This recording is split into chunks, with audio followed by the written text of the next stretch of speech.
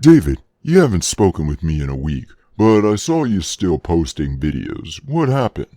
I broke my arm. Simple fracture just below the ball joint of my right arm. Apparently, putting a cast on it could cause more problems than anything else, but I've got a review to do. It's been a few weeks since I reviewed anything. Got something in mind?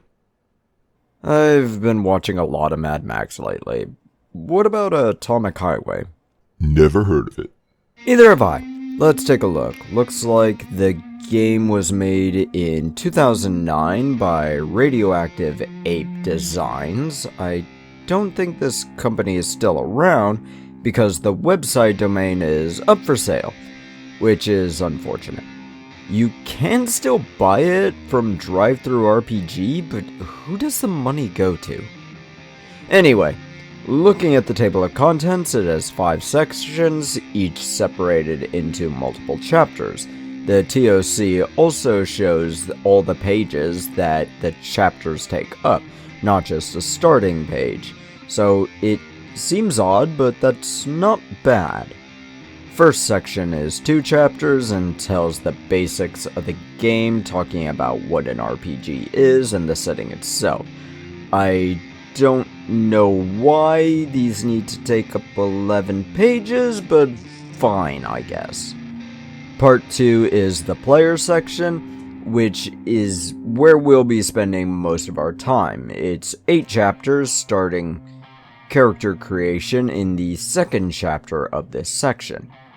Third section is the rules of the game, which I feel should be put into section 1, or at least before the player section. I'd like to know how to play this game after all, but this is divided into 3 chapters, 2 talking about cars. Section 4 is for the Game Master, no special name for that, I'm cool with that, and Section 5 is about appendixes and such.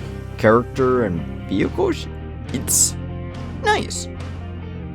So this chapter also told me that this game is a dice pool system, but it didn't tell me what kind of dice pool it is, so hopefully we'll find out. There are race options, but this game assumes you're playing human or a mutated human. But there is optional rules that'll let you play as a humanoid beast or whatever your furry mind can come up with. First step, it says, is to assign your attribute points. The book says you get 18 points to assign, but you can only put 5 points into any one attribute. Looks like there are 7 different attributes, muscle being your physical strength, understanding being your mental capacity, tenacity being your health and your ability to resist the next thing, appeal is your charisma, nimbleness is your dexterity, toughness is your physical resistance, and senses is perception. There's also skills, but we'll get into that in a moment. I want to say that while writing this, it's insanely painful until I realized I could just put my keyboard on my lap and my mouse next to my butt cheeks. Makes things a lot easier, but I still need to literally pick up my arm to move it, as moving the bicep and tricep on my right arm hurts like a sinner in church. Calculating health is the next thing. It seems to be a pretty simple equation. Add muscle, tenacity, and toughness, then multiply by 2. I have to write it that way because I know a ton of people don't know how to read written equations. Everything in parentheses is first, then the exponent, then the multiplication and division, then the addition and subtraction. So the muscle plus tenacity plus toughness would be first here because they're in the parentheses. Then comes natural skills section. You get 1 point into skills athletics, brawl, melee, notice, persuade, shoot, and stealth. I assume we'll be adding more to this soon, but let's find out. Select and record rearing is the next part. this is essentially your background, and it'll add more to your skills and even give you some gear. Some skills will add 1, some 2.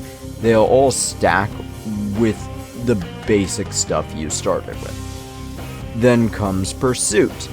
This is more recent part of your background, I guess kind of a class, but without levels. Sure, you might have been born in a village of water farmers, but you became a mechanic and work on cars now. These will give more to your skills and gear, and add a few possible abilities too. Next up, technically not the last, but might as well be the last, because after this is just name and such, comes your 4 points into skills. Each skill can only be brought up to 4, though, so keep that in mind.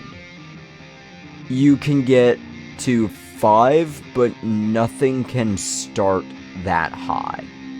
It also says that some beastmen don't get any skills points to customize with, but we should talk about skills.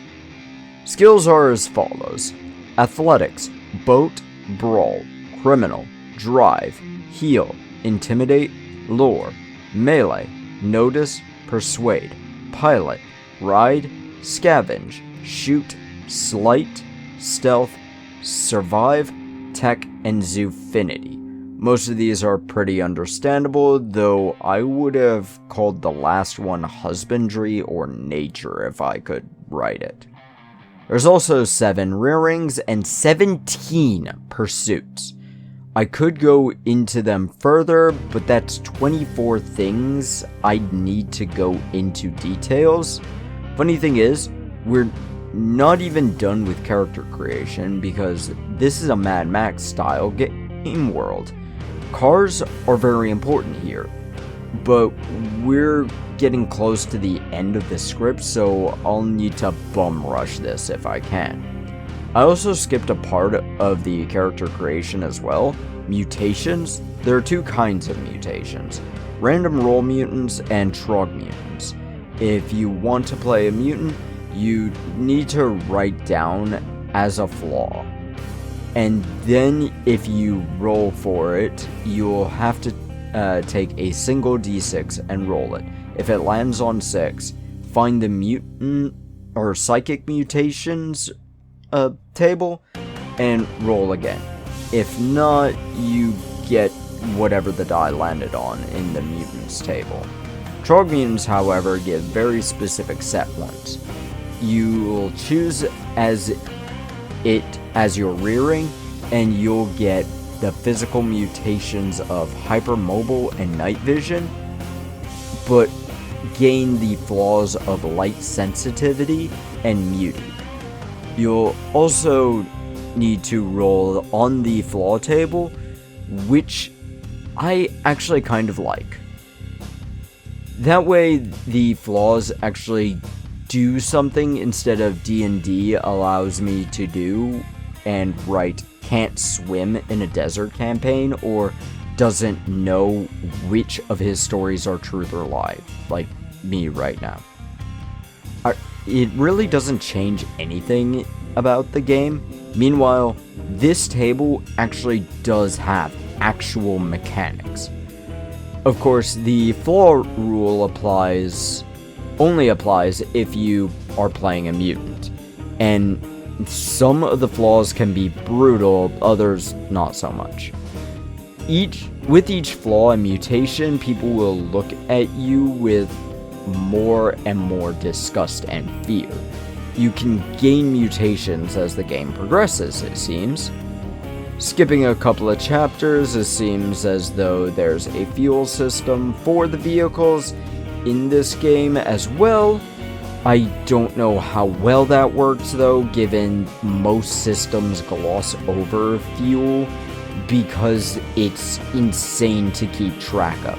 For example, Star Trek, Star Wars, and Starfinder tabletop RPGs, but let's get into the scoring.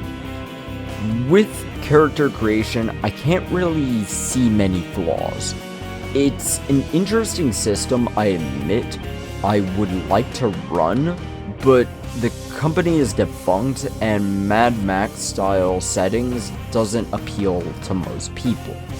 Looking over people's reviews, it seems it's well received. Only issue is that the formatting of this book and the fact that I looked up Mad Max style TTRPGs and didn't actually find this. I had to go on Reddit to find it. I really want to give this a 97%. It's a great game, a good game with very little issues. I wonder if I can get my Sunday or my Wednesday group to try this game out. But this video is coming out at 6 a.m. Central Standard Time. Space Marine 2 is releasing at 9 a.m. Might be 8 at my time, not sure. Kane, wanna co-op? Oh, hell yeah! Great! Let's shove off.